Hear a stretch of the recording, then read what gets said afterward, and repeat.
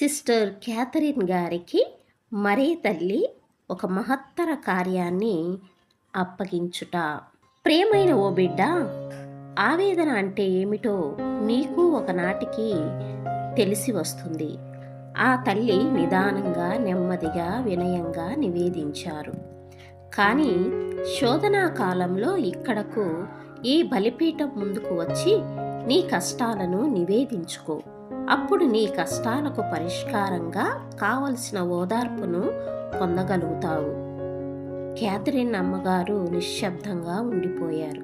కష్టాల ఈ జీవిత గమనంలో ఏ మజిలీ వద్ద ఎదురు చూస్తున్నాయో అవి ఆ తల్లి నోట వెలువడిన మాటలు బంగారు మూటలుగా జీవిత పుటల్లో గుప్తంగా దాచుకోవాలి, పదిలంగా ఉంచుకోవాలి. ఇంకను ఆ మరియ తల్లి నోట వెలువడిన తీయని ముత్యాల